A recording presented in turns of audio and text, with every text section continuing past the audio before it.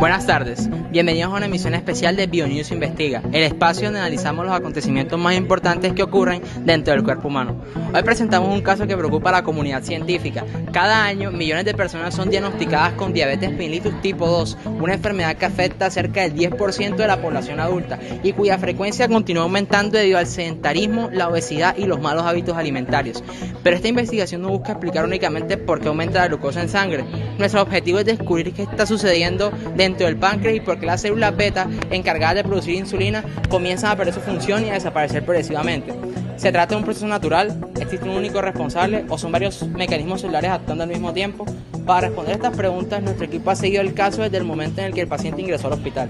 Nos enlazamos con nuestro reportero Ángel Hernández, quien se encuentra allí con toda la información. Gracias, Camilo. Nos encontramos en el hospital universitario, donde hace pocas horas fue atendido un paciente con síntomas compatibles con la diabetes mellitus tipo 2. Se trata de Carlos Rodríguez, un hombre de 57 años, conductor de transporte público. Al revisar su historial clínico, encontramos varios factores de riesgo importantes. El paciente presenta obesidad, hipertensión arterial, lleva más de 10 años con estilo de vida sedentario y consumo con frecuencia de alimentos ultraprocesados y bebidas azucaradas. Además, su padre también fue diagnosticado con diabetes tipo 2. Durante los últimos meses comenzó a experimentar una sed constante, aumento de la frecuencia para orinar, cansancio, incluso después de haber descansado. También empezó a presentar visión borrosa y una cicatrización muy lenta para las pequeñas heridas en los pies. Los análisis de laboratorio confirmaron las sospechas médicas: glucosa en ayunas de 186 miligramos por decilitro y una hemoglobina glucosilada de 8,7%, valores compatibles con un mal control de la glucosa. El diagnóstico ya está claro, sin embargo, la gran incógnita de esta investigación es otra: ¿qué ocurrió dentro del organismo para que este paciente desarrollara la enfermedad? Para responder esta pregunta, consultamos a la endocrinóloga Helen Angulo, quien nos ayudará a reconstruir cómo comenzó todo. Muchas gracias, Ángel. Para entender qué ocurrió con este paciente debemos reconstruir paso a paso los acontecimientos dentro de su organismo. Todo comenzó varios años antes de que aparecieran los primeros síntomas. Y durante ese tiempo el exceso de peso, la alimentación poco saludable y el sedentarismo fueron alterando poco a poco el funcionamiento normal de sus células. En condiciones normales, después de cada comida aumenta la concentración de glucosa en la sangre y en respuesta las células beta del páncreas liberan una hormona llamada insulina. La insulina actúa como una llave. Se une a receptores presentes en la superficie de las células del músculo, del tejido adiposo y del hígado, permitiendo así que la glucosa entre para ser utilizada como fuente de energía o almacenada para su uso posterior. Ante esta situación, el páncreas intenta compensar ese problema. Las células beta aumentan la producción de insulina para mantener la glucosa bajo control y durante un tiempo lo logran, pero este esfuerzo continuo termina sobrecargándolas. Es como si un trabajador tuviera que hacer el trabajo de 5 personas durante años. Al principio puede adaptarse, pero tarde o temprano aparecerá el agotamiento. Y además del exceso de trabajo, las células beta permanecen expuestas a concentraciones elevadas de glucosa y de ácidos grasos. Y este ambiente lo que produce es glucotoxicidad y lipotoxicidad, que son dos procesos que generan grandes cantidades de especies reactivas de oxígeno, conocidas como radicales libres. Como consecuencia de esto, las mitocondrias comienzan a funcionar mal, el retículo endoplasmático entra en estrés y se activa una respuesta inflamatoria persistente. A partir de este momento encontramos las primeras evidencias del caso. Las células beta ya no solo están cansadas, ahora también presentan daños en sus proteínas, en su ADN y en sus organelos. Algunas intentan adaptarse, otras dejan de funcionar y otras comienzan a activar diferentes mecanismos de muerte celular. La pregunta ya no es si existe daño, la verdadera pregunta es qué mecanismos están provocando la pérdida progresiva de estas células. Y para responder este interrogante, enviamos la muestra al laboratorio de biología celular, donde nuestra compañera Camila Castillo ya analiza las primeras evidencias.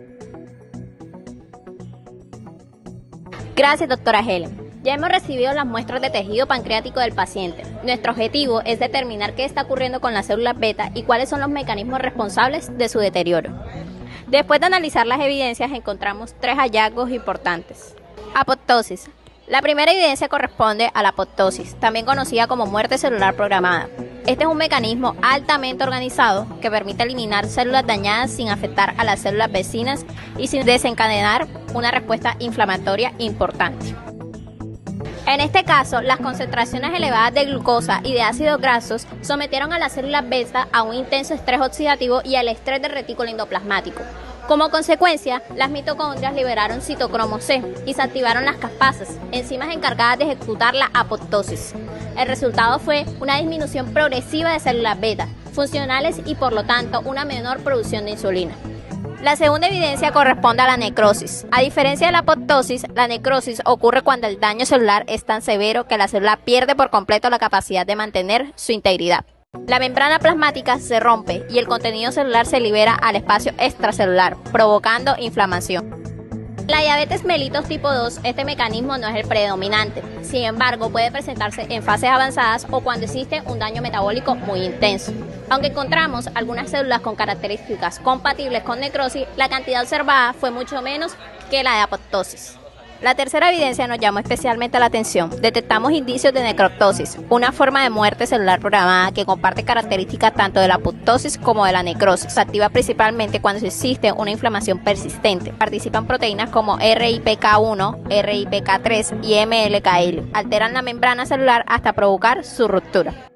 Estudios recientes sugirieron que la necroptosis también contribuye a la pérdida de células beta en la diabetes mellitus tipo 2, aumentando el daño del tejido pancreático y favoreciendo la progresión de la enfermedad.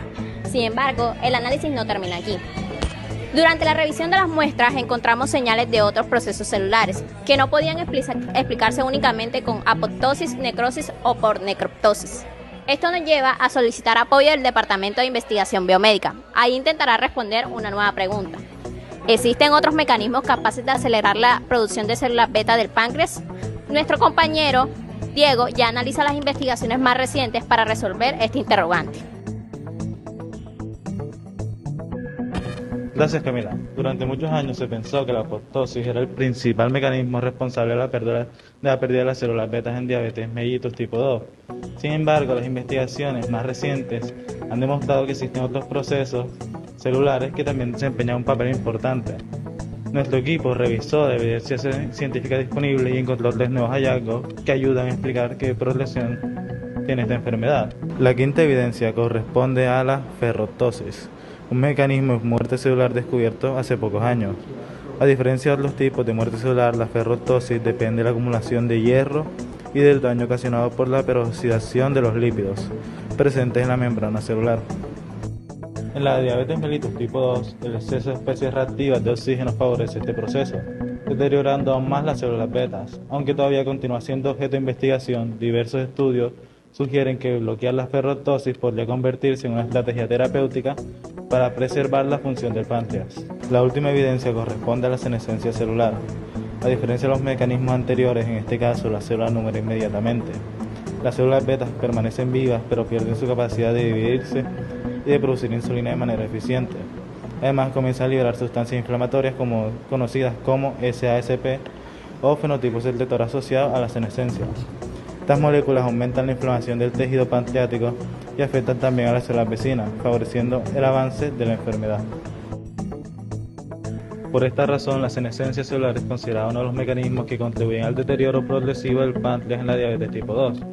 Conociendo estos mecanismos celulares, también comprendemos por qué los tratamientos actuales no se limitan a disminuir la glucosa en sangre. El primer paso continúa siendo la modificación del estilo de vida, mediante una alimentación equilibrada, actividad física regular y pérdida de peso, medidas que mejoran la sensibilidad a la insulina. Entre los medicamentos más utilizados se encuentra la famosa metformina, que disminuye la producción de glucosa por el hígado y mejora la respuesta de los tejidos a la insulina. También se emplean los agonistas del receptor GLP-1, que favorecen la liberación de insulina, ayudan a controlar el peso y ofrecen una protección cardiovascular. Además, los inhibidores de SGLT2 permiten eliminar glucosa a través de orina y reducen el riesgo de complicaciones renales y cardiovasculares. Actualmente, numerosos grupos de investigación estudian terapias dirigidas a disminuir la inflamación, eliminar células senescentes y bloquear mecanismos como la piroptosis y la ferroptosis, con el objetivo de preservar las células beta y retrasar la progresión de la enfermedad. A continuación, nuestra compañera Gabriela analizará toda la información recopilada y responderá a la pregunta que dio origen a esta investigación. ¿Quién está destruyendo realmente las células betas del páncreas? Después de revisar la historia clínica del paciente, los análisis de laboratorio y las evidencias aportadas por los especialistas, podemos emitir el informe final de esta investigación. La pregunta inicial era sencilla: ¿quién está destruyendo las células beta del páncreas? Sin embargo, la respuesta es mucho más compleja de lo que imaginamos. Nuestra investigación demuestra que no existe un único responsable. Todo comienza con la resistencia a la insulina, que obliga a las células beta a producir cada vez más insulina para intentar mantener normales los niveles de glucosa. Con el paso del tiempo, este sobreesfuerzo provoca glucotoxicidad, lipotoxicidad, estrés oxidativo e inflamación crónica, creando un ambiente que favorece el daño celular. Frente a este daño, las células beta deben tomar una decisión. Algunas activan la apoptosis, eliminándose de manera ordenada cuando el daño ya no puede repararse. Otras pueden morir por necroptosis, piroptosis, procesos que además aumentan la inflamación del tejido pancreático. En situaciones de daño extremo puede aparecer necrosis, aunque este no es el mecanismo predominante en la diabetes mellitus tipo 2. También encontramos evidencia de ferroptosis, relacionada con el estrés oxidativo y la acumulación de hierro. Finalmente, muchas células no mueren inmediatamente, sino que entran en senescencia celular. Permanecen vivas, pero pierden su capacidad para producir insulina y liberan sustancias inflamatorias que afectan en las células vecinas. Como consecuencia de todos estos procesos, el número de células beta funcionales disminuye progresivamente. El páncreas produce cada vez menos insulina, la glucosa permanece elevada en la sangre y comienzan a aparecer las complicaciones que caracterizan esta enfermedad. Daño en los vasos sanguíneos, riñones, retina, nervios y corazón. En conclusión, la diabetes mellitus tipo 2 no es simplemente un trastorno del azúcar en la sangre, es una enfermedad en la que múltiples mecanismos celulares interactúan entre sí y determinan el destino de las células beta. Hoy nuestra investigación nos permitió comprender que la diabetes mellitus tipo 2 es mucho más que una alteración metabólica, es el resultado de complejos procesos celulares que, de manera progresiva, comprometen la supervivencia y el funcionamiento de las células beta del páncreas. Comprender cómo las células responden al daño, adaptándose, entrando en senescencia y activando diferentes mecanismos de muerte celular, no solo nos ayuda a entender la enfermedad, sino que también abre la puerta al desarrollo de nuevas estrategias terapéuticas dirigidas a proteger estas células y retrasar la progresión de la diabetes. Esperamos que esta investigación haya demostrado cómo la biología constituye una herramienta fundamental para comprender las enfermedades y desarrollar tratamientos cada vez más eficaces. Gracias por acompañarnos en esta edición especial de BioNews Investiga. Hasta una nueva investigación.